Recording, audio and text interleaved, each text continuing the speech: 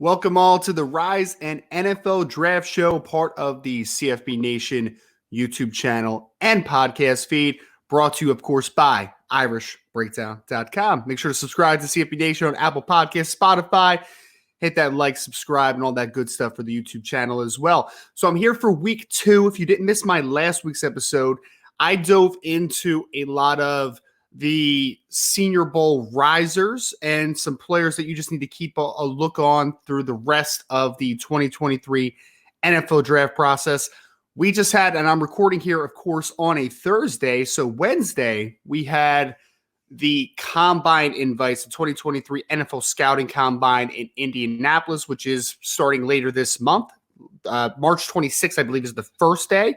And it runs, February 26th, runs until, I think, March 2nd or March 3rd. So coming up very shortly, and we had the list of 319 players that will be in Indianapolis, a part of this process to showcase their talents leading up until April when the 2023 NFL Draft officially kicks off. So I thought a great idea for today's show would be to discuss some guys that have a lot to potentially gain or a lot to potentially lose during the combine leading up to the draft. So we're going to talk some kind of prove-it performances for the 2023 NFL Scouting Combine. We'll also talk about some notable omissions. There were 4 guys in particular that I looked at and said, I would have liked to see them down in Indianapolis for the event to see what they test like, interview with teams, all that great stuff. And then, of course, we're going to hit a mailbag at the end. All mailbag questions, just so you all are aware, are submitted on the Irish Breakdown Premium Message Board, boards.irishbreakdown.com. Make sure to sign up there if you want to send me a NFL draft question every single week or some recruiting questions as we do the mailbag every week as well on irishbreakdown.com. So make sure to subscribe, sign up for the message board as well. So I think a good way to start this before I get into some of these players that have things to prove is to talk about all the things that these players will be taking part in down in Indianapolis for this combine.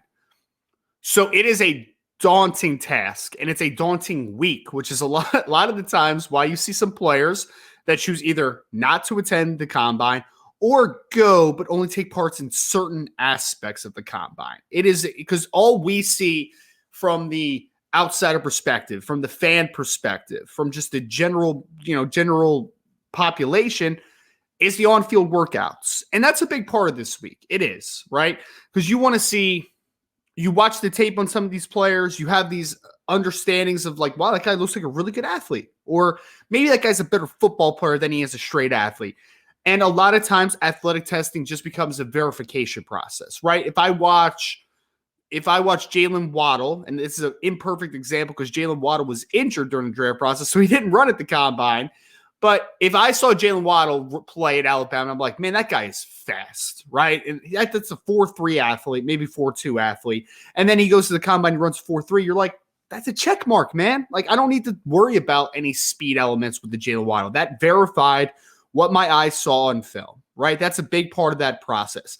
If a guy like Isaiah Foskey for Notre Dame fans out there goes to the combine, he does really well in these explosive drills, right? The broad jump, able to run a pretty good 10-yard split on the 40-yard dash. You're like, okay, that's how Isaiah Foskey had 26.5 sacks during his Notre Dame career. That makes sense. But then there's going to be some times where if I watch a film of a wide receiver and I'm like, that kid's a blazer, right? He is just leaving dudes in the dust working vertically as a deep play guy. And then he goes to combines and runs a 4.6. You're like, oh, did I miss something there, right? So it's all about the verification process. And sometimes verification is also hey, maybe you need to go recheck your work, right? Maybe you missed something there. So the on-field drills are absolutely important. But arguably more important, in my opinion, I think in a lot of people's opinions, is the ability for these players. Again, 319 players invited to Indianapolis, only 262 draft picks last year. So, do the quick math there, folks, right? A lot of those kids are not going to be drafted come April. But they get the opportunity to sit down at these team meetings. So kind of how it is there are there are windows of time throughout the week that are set aside for just team meetings that these players have with NFL scouts, evaluators, general managers, directors of scouting, like all that type of stuff, right? And those times are blocked out and given it's a very regimented time. So it's not like you have like unlimited time with Will Levis, for instance, right? You only have a few minutes to be, I think it's 15-minute increments where you're allowed to sit down with these teams and to showcase yourself, right? Some teams will put them on the white, some teams will put these players on the whiteboard. Some will just talk to them and ask them general questions. They want to know these people. Because at the end of the day, and I think we kind of look past this a little too much, you're not just investing in a football player. You're investing in a human, right? You're investing in someone that you're about to put a lot of money into because you think that they are going to make your organization better. And not just better from a playing perspective. That should be assumed. But better because that person is a part of that locker room, a part of the chemistry, a part of the atmosphere, a part of the philosophy and the everything encompassing of what the organization stands for. That stuff all matters. So those team meetings are big. On field is big. Medicals are sometimes a death sentence or a slight prayer from these players. Because there's going to be players that come in with the medical check marks out there. They've had X amount of injuries. They've had a couple, serious like lower body injuries, let's say, for argument's sake. Will their body check out? Can this guy make it to the end of a first contract? Can they make it to a second contract? That stuff really, really matters for these teams that are investing in them, right? And you'll see every single year, guys fall to the second round, guys fall to day 3, guys fall out of the draft because the medicals did not pass. And a team they're not comfortable drafting a player that they can't count on being a long-term part of this organization, this program, right? So medicals matter. Medicals matter. Meetings matter. Testing all matters. All those things really matter. And I mean, to be completely transparent, these kids are put through, I shouldn't say kids, these young men are put through the ringer during this week. I mean, they wake up. I talked to a kid last year that woke up at 4:30 every day to go get his medicals done, to meet with teams. And then that goes into the general part of the day, whether it is, the weigh-ins, whether it is the bench press, whether it is team meetings. And then some of these guys they had it last year at the combine where some players weren't finishing their workout till 11 o'clock at night. So you're talking about being up at 4:30 in the morning, being basically at work until 11 o'clock at night. It's daunting, man. It's physically and mentally and emotionally demanding on these football players. So that's why a lot of times you'll see a guy choose not to do a drill, not do a couple different drills, not to participate on field just in general. Like you see that a lot. So a lot riding because there's a lot of different layers to the NFL scouting combine. So I went through position by position. I want to highlight a few players that I feel like have a lot to prove or a big opportunity in front of them or, just a general guys that I'm keeping a close eye on out in Indianapolis. And we're going to start, from the place that everyone wants to start with. I'm going to start quarterback and work my way all the way down to defensive back. And just so you know, these groups I didn't break them up. So I didn't make defensive line, edge, and interior defensive line for general. I just kept these groups how they were listed on the combine invites on NFL.com. So quarterback, Stetson Bennett out of Georgia. And I know some people are just going to be shaking their head at this one, right? Like, and I got a lot of pushback on Twitter. Oh, he doesn't have anything to prove. He's a undersized quarterback that played in 2 national championship games and won 2 national championships and played in the SEC. He's got nothing to prove. Wrong. You're wrong. You're not correct. I'm sorry. I'll be as nice and firm as I can on this. You're not correct in that assessment because what the entire process from a draft process perspective all matters. Every part of the layer of this process matters. And so far, Stetson Bennett has not had a great process. He got invited to the Senior Bowl, chose not to participate. Okay, guys choose not to participate every year. Usually, though, the guys that choose not to participate are lock first-round picks, right? Those are usually the guys that choose to sit out of these types of drills. But regardless, Stetson Bennett chooses not to do it. I don't 100% agree because he's a day 3 he's a mid to late day 3 player in my estimation, where I think he's going to get drafted. He could have helped himself in Mobile, in my opinion. To make things worse for himself, instead of participating in one of these senior all-star games, he got arrested down in Texas for public intoxication. Again, not the end-all be-all, because let's be honest, a lot of these kids have been drunk, right? A lot of them have done things that they regret. And it's not like he did something criminal. He just, made a mistake out in public. But the reason that it stinks for his process is that he had an opportunity to go down to Mobile. Instead of taking that opportunity and potentially rising up the boards, he also got arrested. So now you got a couple question marks on his profile. And I don't care as much about what Stetson Bennett tests like as an athlete if he chooses to do any of the testing. I don't even really care what he throws like at this combine because, again, I don't think that he's going to be a kid that's going to rise drastically up boards. He's not going to be a second, third round pick in my opinion. He's definitely not going to be a first round pick. But there are question marks about him right now. If I'm an NFL evaluator, I'm sitting down with Stetson Bennett and saying, Stetson, you chose not to play in the Senior Bowl. Let's start there. Why? He'll tell me why. Okay, but you chose not to and then you got arrested. Right? Convince me of you. Who are you? Tell why should I trust you? Why should I trust you? And those are the hard answers that need to be answered for Stetson Bennett. So it's not that it's the end all be all that he chose not to be the Senior Bowl and then, that unfortunate circumstance happened. The unfortunate part of this whole process is that he had several kind of checkpoints in this process that he could have answered. He chose to not take one. And then he set himself back with an off the field concern now too.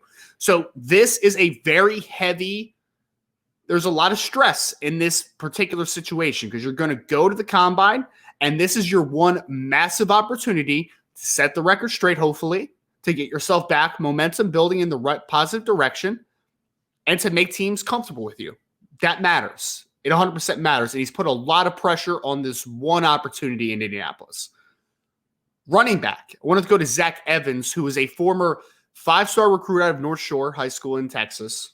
Went to TCU. Look, I'm not going to spend a ton of time on the recruiting debacle that was Zach Evans. If you want to go look it up, there's a ton of articles about his whole process of not signing and saying he's going to go to one school and ending up at another. And it was a daunting task, and it was just a lot, right? Ends up at TCU.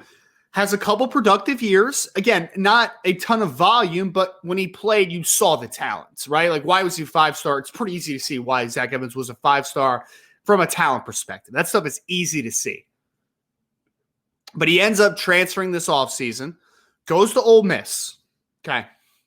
Has a few really nice performances during his 1 year with Lane Kiffin and Ole Miss.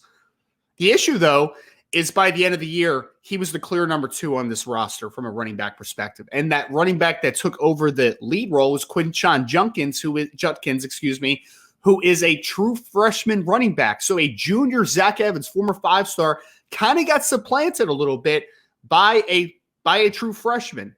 Again, not an end-all, be-all, because Quentin had a great year. He was a really good football player. Doesn't mean that it's the end for a guy like a Zach Evans. But he's got a lot of questions to answer. He does. Because one, I think that athletic testing matters a lot for Zach Evans. I do. Because there is, a lot of questions about him right now from a production perspective, from answering some, questions off the field, doing all that type of stuff. So I think one way that he really needs to show out is by showing why he was so heavily talked about for so long, right? Run a fast 40. Do the explosive drills. Showcase why you were a 5-star, why everyone wanted you so bad coming out of high school, and show why in the times you did get heavy volume, you showcase that you are a very talented football player. Pop. I need you to pop. You didn't pop enough on film, Zach, during your career. You have the opportunity to pop and to at least get people excited about that athletic upside again, right? I want to see that. And then the other part is what I kind of talked about Stetson Bennett. There's going to be some hard questions for Zach Evans. Again, it's nothing criminal. It might just be maturity stuff. But Zach, talk to me about your process coming out of high school. Teams are going to ask it. If you don't think they are, I'm here to tell you, you're not right. You're wrong. People are going to ask him about it. Why? What happened with that whole situation? Okay, cool. Just young guy being a young guy. Cool. Why did you leave TCU? Talk to me. Why did you leave TCU? That's going to be another question. Another big question. Ole Miss. You're a very talented player, Zach. We don't have to tell you that, right? You know this. Why did you lose your starting job? All those questions are going to be asked. And it's Zach Evans' job, and it's the support people around him, the agents, the people that help with the interview process of trying to help these guys get ready for that daunting task. Zach Evans has a lot to answer. I think both from a let's get some momentum back, showcasing myself as an athlete, but also answering those questions. I think that he has twofold of a lot of things to answer. For wide receiver, this is an interesting one. I picked, speaking of Zach Evans started his career at TCU, speaking of TCU Horned Frogs, the national championship runner-ups, if that's how you kind of want to portray a 65-7 loss, Quentin Johnston, wide receiver out of TCU. I think that he has a massive opportunity, and this is strictly from an on-field perspective, because I've heard nothing but glowing reviews about Quentin as a worker, and I've never heard anything off the field that gets you worried whatsoever. But the reason that he has such a big opportunity on the field this week in Indianapolis at the end of the month is that there's it's not a great wide receiver class, just to be completely transparent. At the top, there's some talents, but it's all kind of really bunched together, right? Like there's no clear separator, in my opinion. Quentin Johnston is among that top group, and I would include guys like Jordan Addison from USC in there. I would include Jackson Smith and Jigba from Ohio State in that conversation. I would include Joshua Downs from North Carolina in there. I would even include, despite not having a great year, Keyshawn Boutte from LSU, because I think that he is a very talented football player. There is not a clear tier right now of that top group of receivers.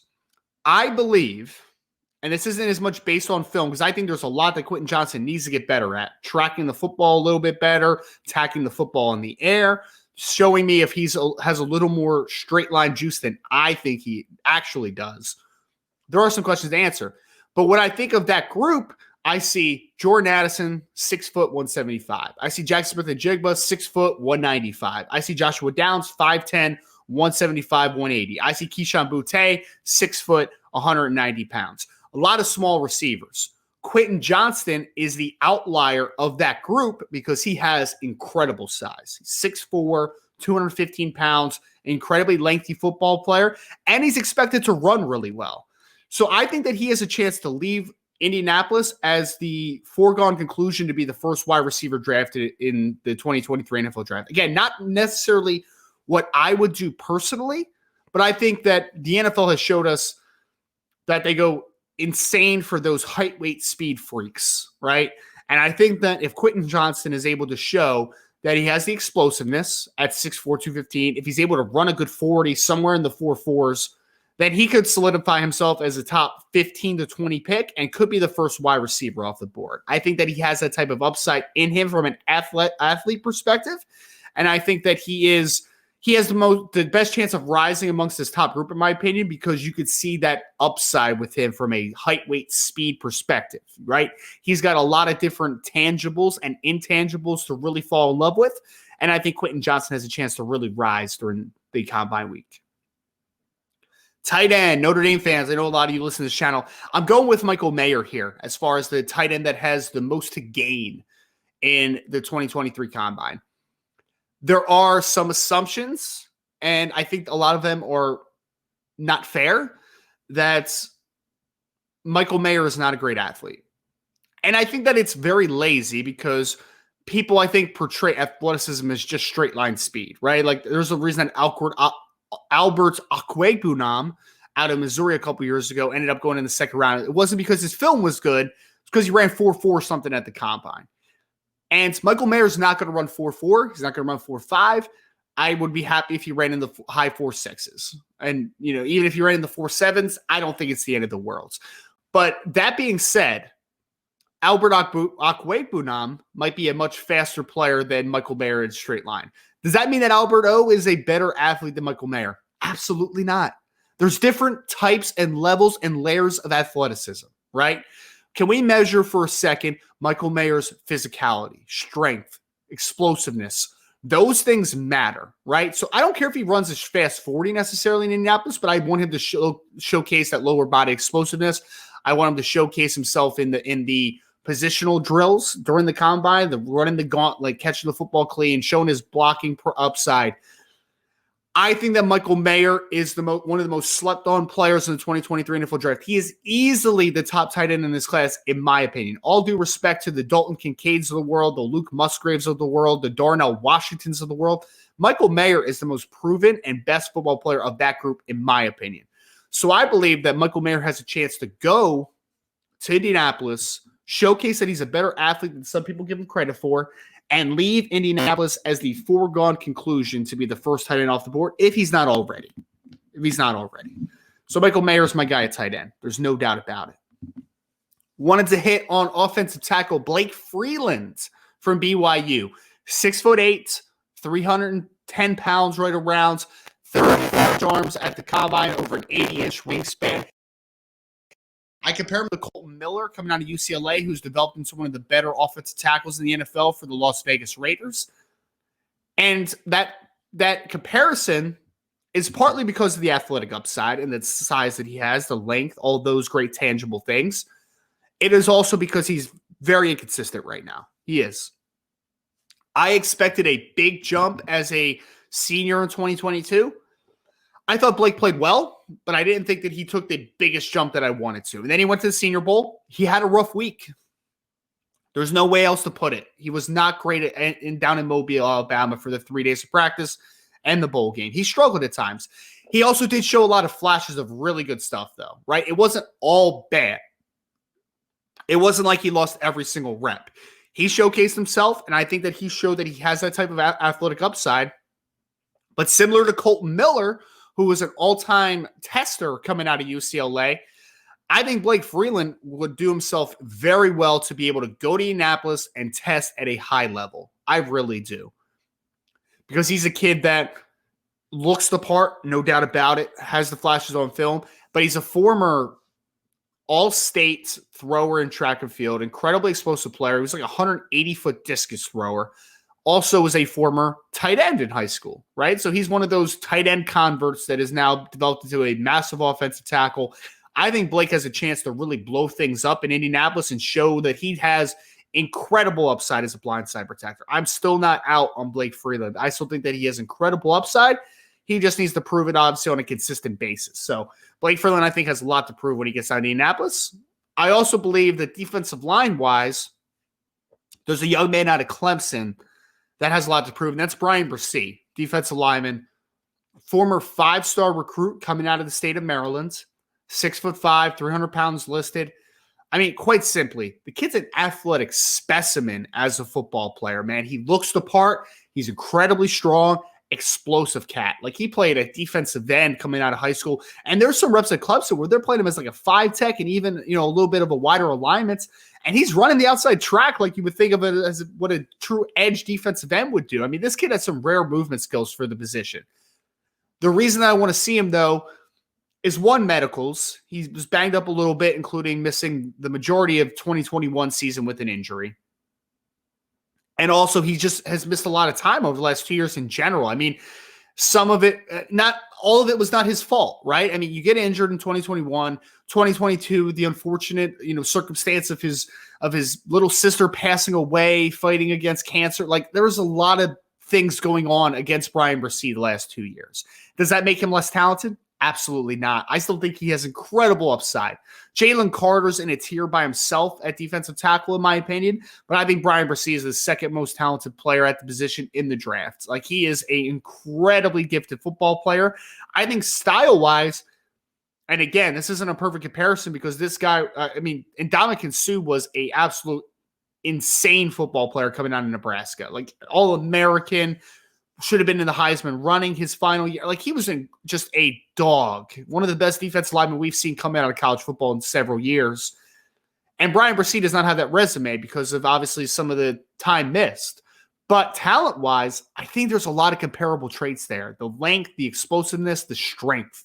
And I think that he has a chance to go to the combine, pass the medicals, but more than anything, go on the field and just wow people with his athleticism. Because I think that teams will eventually, I think teams will fall in love with him looking at him in person, because dudes his size just don't move like him, man. They don't. So you're going to have to forgive some missed time, unfortunately, but the upside is still tremendous. And he's only a third-year player. So, I mean, he's only 21 years old. There's a long way to go until Bryan Bresee hits his ceiling, but that ceiling is stupid high. It really is. He's a very talented football player. Bryan Bresee, I think, has a chance to really rise up boards in Indianapolis. An interesting linebacker that I had listed here, I had Ivan Pace Jr. from Cincinnati, who was a former Miami, Ohio transfer. His brother, Deshaun Pace, is a safety rover linebacker type of player at Cincinnati. So he transferred to Cincinnati his final year. And I mean, he had over 100 tackles. He had like 20 tackles for loss, 10 sacks. Had just a dominant year. But I'll be very honest. I saw him on film, and I'm like, man, the production's awesome. But I've been fooled by Scooby Wright before, right? Like I've been fooled by those types of guys. He measured at the Senior Bowl at a shade over 5'10", 230 pounds, shorter arms, sub 31-inch arms. I don't think he's a great athlete. I think he's a good athlete. I don't think he's an elite athlete, and he's small. That's not a great combination to be, right? If a guy's small but an elite athlete, you can forgive it, right? If a guy is a not great athlete, but he has incredible size and strength, then you can forgive it a little bit. I don't know if he has an overcompensating trait outside of just being really wicked smart. And could that help him stick on the NFL level? For sure. But I think a lot of people are left Senior Bowl week a little over the top on Ivan Pace. I thought he had a good week. Was it a great week? I pushed back. I don't think it was a great week. I think it was a good week, but he has a chance to prove me wrong, prove some of the other doubters wrong. If he's able to go there and test like a better athlete, I might need to go back and look at the tape a little bit more. I might need to reevaluate him, because maybe he's a player that at 5'10", 230 pounds, just it's not going to look the same as a guy that is 6'2", 240-pound inside linebacker, the traditional brands. But I think that Ivan Pace has a chance to show the whole process can do him well, because he had a nice Senior Bowl week, no doubt about it. Can he have a big combine and showcase that he's a better athlete than maybe some perceive, including myself? I think that's the question for Ivan Pace Jr. The last position, defensive back, I wanted to group a few guys together because I think they're all in very interesting position. There is a kind of a group of bigger corners, 6-foot-plus corners with incredibly long arms that I think are kind of grouped together right now. I do. Joey Porter Jr. from Penn State, who is the son of obviously a former Pittsburgh Steelers linebacker, Joey Porter Sr., 6'2", incredible length, some of the longest arms I've ever seen on a cornerback. You have Christian Gonzalez out of Oregon, who's a former Colorado transfer. Again, 6'1", 6'2", incredibly long arms, very explosive and talented athlete. You have Keely Ringo out of Georgia, who's one of the best athletes at corner we've seen come out of high school football in a few years. I mean, at 6'2" and 215, 220 pounds, he's supposedly rumored to run somewhere in the 4.3s at that size, which is just remarkable size. So he was, though, very inconsistent during his Georgia career. You saw the flashes of just incredible traits, but then you saw the flashes of he's not really ready yet, is he? He's not really ready. So we'll see if he's able to take that next step, but he's in that bigger group as well as a guy that I don't see enough people talking about that I think is as talented as that group and deserves to be in this conversation is Jalen Jones out of Texas A&M, former 5-star safety that played corner during his career at Texas A&M, was banged up a little bit to start the year, but Jalen Jones quietly had a tremendous year when he was on the football field, man. Again, 6'2", 205 pounds, length, explosiveness, athleticism, all-around athlete. These kids all present similar size profiles, but all are a little bit of a different athletes. But I don't think there's a ton of separation in that group, right? I know there's some people that love Joey Porter Jr., there's some that love Christian Gonzalez, there's some that still believe heavily in Keely Ringo, including myself. Jalen Jones, I think, could break into, obviously, this conversation more with a big combine. But I think the combine is really going to be a separator for teams. You know, if I have two 6'2" corners with similar attributes as far as the physical profile, I have them relatively around the same range as far as how I value them, then the separator might be, well, who's a higher level athlete? right? That could be the separator here. So I think that we're going to come into the combine with a jumbled list of big corners in this group. And I think you could leave with some tiebreakers, kind of in the conversation there. So I think that big group, again, Joey Porter Jr., Christian Gonzalez, Keely Ringo, and Jalen Jones have an opportunity to separate themselves this week in Indianapolis. And yeah, it's going to be a big opportunity for those guys to see what that pecking order is ultimately when April rolls around. So that's my list on most on the line players at the combine. Wanted to hit real quick on a few notable admissions. I had 4 guys, and notable admissions, of course, guys that did not get the invite to the NFL combine. Of course, that's not a end-all be-all. Some of these players are obviously going to blow up their opportunities at the pro days and do all that type of stuff, right? And they still have a chance to get drafted. Does not mean that they won't be. But last year's draft, only 32 players were drafted that weren't at the combine. So the odds are stacked against this group. But regardless, a couple notable players that did not make it. Wanted to hit on Carl Brooks, defensive lineman out of Bowling Green, 6'3.5", 303 pounds at the Senior Bowl. He had a really good performance. He played edge mostly at Bowling Green.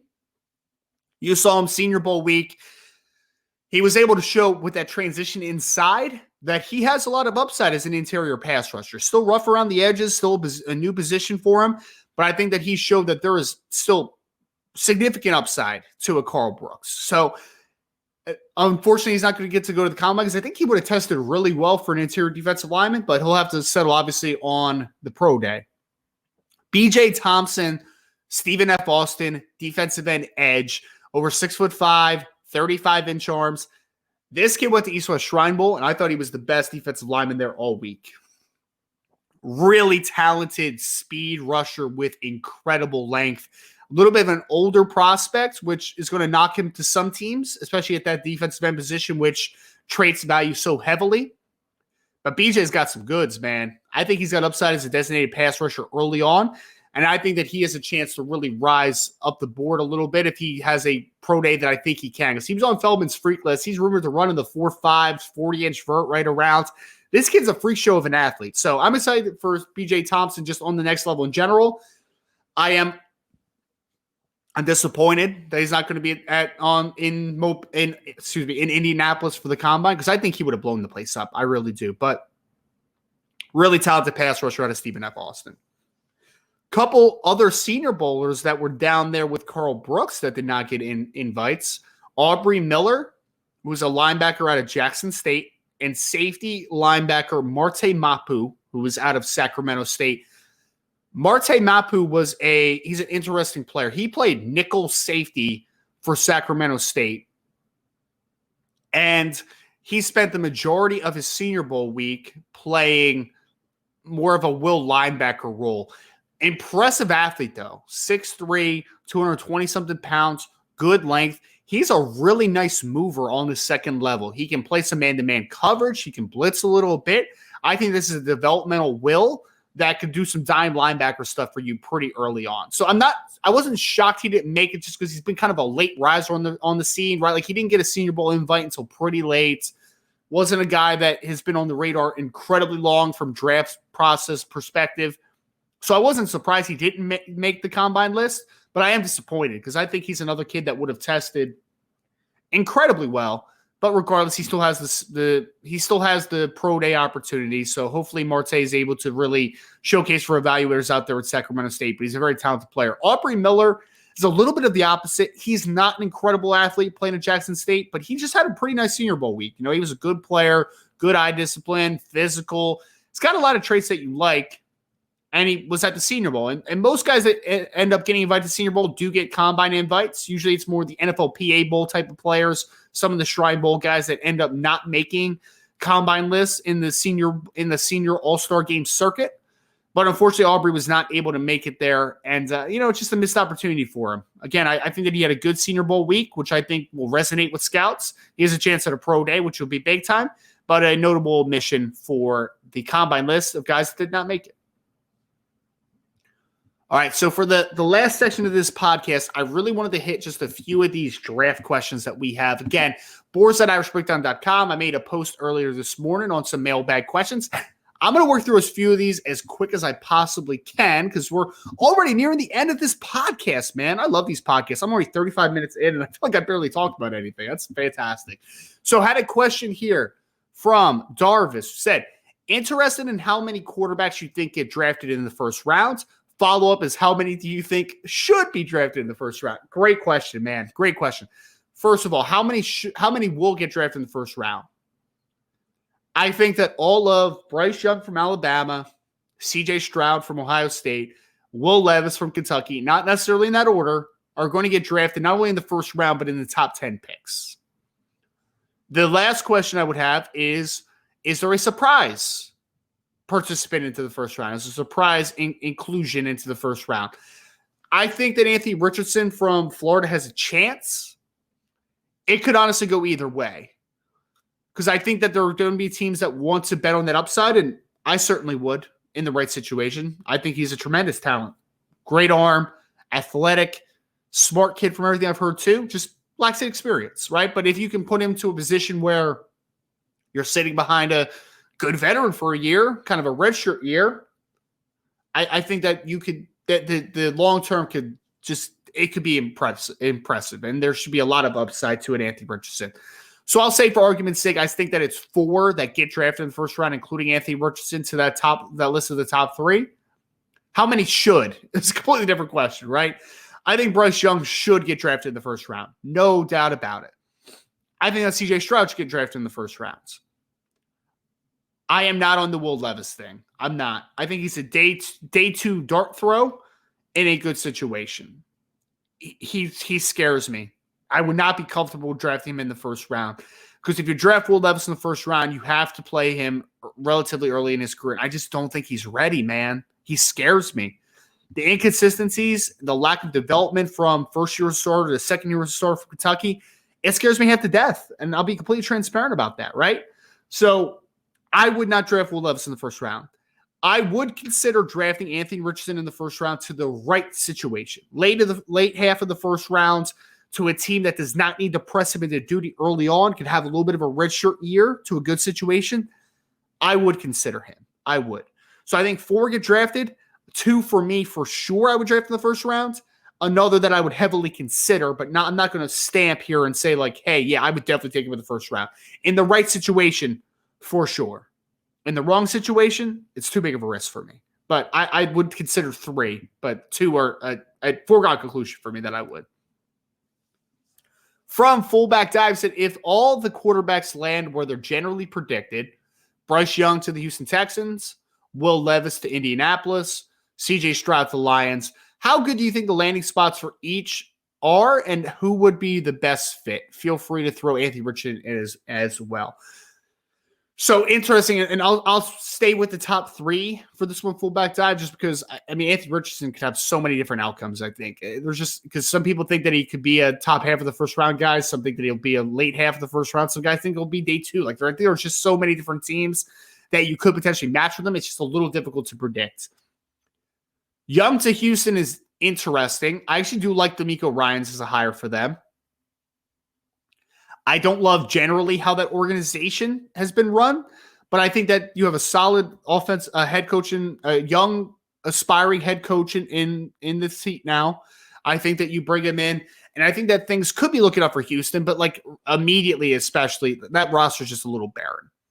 Indianapolis, full transparency, just not with that situation right now, man. Like, I think that would be an absolute disaster. Will Levis to Indianapolis right now. I do. Because, yeah, is there some talent on that roster? For sure. But you're replacing your head coach. The general manager has not had a great couple off seasons. Like, and the reason that they haven't had a couple great off seasons is because they keep missing on quarterback. You know, you had Phillip Rivers for a year and you made it to the playoffs and you did well. And then you cycle in Carson Wentz and Matt Ryan and it just falls apart quickly. Like, I don't trust what I've seen recently. I think that one would be the one where I'm just like, man, that is not great. Like, no, I don't like that one at all. I really don't. I'm trying to talk myself into it as I'm talking. I just can't. I just can't talk myself into it. One that I could talk myself into, though, is C.J. Stroud to Detroit. I could talk myself into that because, for one, and this is going to sound like a little shade thrown at CJ Stroud. I don't mean it that way. But there are some comparisons from a play style perspective to Jared Goff. I do think that he's a much more talented player than Jared Goff. Like, I think his arm's a little bit more live. I think he's a better athlete. I think he has more upside than Jared Goff. But how CJ Stroud wins is similar to how Jared Goff wins. And the great thing about that situation is that you don't have to quite force CJ into starting day one if you're not comfortable doing so, right? Like, I think mentally he'll be able to do it, but you still have some reassurance in the background, right? If he's not ready, Jared Goff could be the bridge to the next step. So I love that situation for CJ because I think that offense operates to the best of what he does well. I think that you have insurance right there in front of him or potentially behind him in Jared Goff. So I think that would be the best possible one. So if I had to rank them, I would say CJ Stroud to Detroit is my top one as far as, the landing spots that I would say are the best fits. I would say Young to Houston because I think it's going to get better, but it's still going to be a work in progress for the short term. And Levis to Indianapolis, I just think is a disaster waiting to happen. So, yeah, that's kind of my thoughts on that. We had another question from BKS Burner who said, how many players with first-round grades do you expect in this draft class? Using the IB floor and upside grading system, who are some players with the largest gaps between their floors and upsides? So BK, I would rather answer the second one after I'm fully done all my official evals, because this isn't directly from the IB grading system, but I do an upside and a current grade, right? So I do kind of similar to what Brian does with his IB grades. So ask me this closer to the draft, maybe a couple weeks beforehand when I've kind of finalized everything and I'm good to go. And then we'll be able to talk about the biggest chasms between current grade and upside grade, because there are a few. Like Anthony Richardson is going to be one that is just like he's going to grade out as a day 2 player, but like his upside, might be that of a middle of the first round type of player. Like he has that type of upside for me, right? So there is going to be a little bit of a chasm there. But I'll say this: first round grades, I actually was going through just the grades I have currently and kind of the players that I've left and just trying to evaluate it. I think I'm going to have a low number this year. I do. I think I'm going to have about 13 players with first round grades, which usually I'm more in the 17, 18, 19-ish range. I think one year I got to like 21, but for the most part, I'm usually in the teens. And I think that 13 is probably going to be right around the number. There might be one more, maybe 2 more, possibly. So I'll say 13, 14, 15, somewhere in that ballpark. But it is definitely going to be a lower level. Like, there's no doubt about it. Working through the last couple here, there's a lot of great questions. We had, and this one kind of goes with the question I just answered a second ago. Hoffer Domer said, which quarterback should the Colts draft? Which one will they actually draft? I miss Bill Polian. I think the Colts miss Bill Polian as well. It's funny. Which one will they draft? I think they're going to draft Will Levis, depending on how things shake out, potentially, because I think that they are the easiest one for that trade up to number 1, to be honest. And I think that Will Levis has a chance to go number 1, as crazy as that sounds. So I think that he's the most likely they take. Which quarterback should the Colts take? I think that you should settle in at 4, and you should just take CJ Stroud. That's where I think it is. Like I like CJ a lot more than where I currently have Will graded. So that's where I would be. But I think Will Levis might be that first quarterback off the board, which is very, very unfortunate. We had a question from Patrick Notre Dame, who said, do you think Bijan could fall to the Eagles at 32? Or he's actually corrected himself at 30 or 31. Obviously, the Miami Dolphins first-round pick was vacated from this year. Seems nuts, but it's also hard to justify drafting a first-round running back with holes on your roster. Eagles seem like a deepest team. So, Patrick, I will say this, and it's a very nuanced conversation. In a vacuum, well, actually, no, I don't even want to say in a vacuum. Well, actually, yeah, we'll start with a vacuum. So, in a vacuum, so position value all thrown out, I think Bijan Robinson's a top 10 player in this draft, man. I really do. I think he's that good. He is a dynamic football player. We haven't had a running back draft in the top 10 since Saquon Barkley. I would argue, personally, that he may be a better player than Saquon Barkley was coming out of Penn State. That's how high I am on Bijan Robinson. The things about Saquon that were incredible were his change of direction and his ability in space is just uncommon for a 230-pound back. But there were also plays where you're like, look, Saquon, I know that sometimes you can break one, and you could turn a negative into a positive. But there are times where instead of settling for the -1, you should probably take the 3, right? And that's kind of the difference between Saquon and Bijan. Is Bijan's a hammer, man. When there's 3 or 4 and that's all he can get, he'll get 3 or 4. And he can do some of the space stuff. And he's a great receiver. I mean, I've seen him high points of footballs that are just uncommon for a running back. So I think Bijan's a great player. I would say this. I do think there's some teams that are going to undervalue him because he's a quarterback. Because he's a running back, excuse me. Some are going to undervalue him. I think the Eagles at 31 or 30 is the floor, though. I don't see this kid getting out of the first round. I just don't, man. I think he's a special football player. And I understand the conversation about, the value of a running back, but there's also value of taking elite football players, right? And that's what I think Bijan Robinson is. It's a great question. It's going to be nuanced, but I think he's a slam dunk first round pick. I would draft him in the top 15. I wouldn't even think twice about it. I think he's that good. But I appreciate all those questions on the mailbag this week. A couple I couldn't get to, but I'll make sure to get to them next week on the Rise in NFL Draft Show podcast here on the CFB Nation channel. Make sure to subscribe to CFB Nation on Apple Podcasts, Spotify, and any other podcast platform you use. Make sure that like button, subscribe to the podcast, hit that notification bell on CFB Nation podcast platform to catch all the fun topics that I have coming up to draft season, man. It's going to be a lot of fun. Of course, it all starts and ends with irishbreakdown.com. So thank you all so much for joining the NFL Draft Show today, Rise in NFL Draft podcast. Thank you all so much, and I'll talk to you again next week.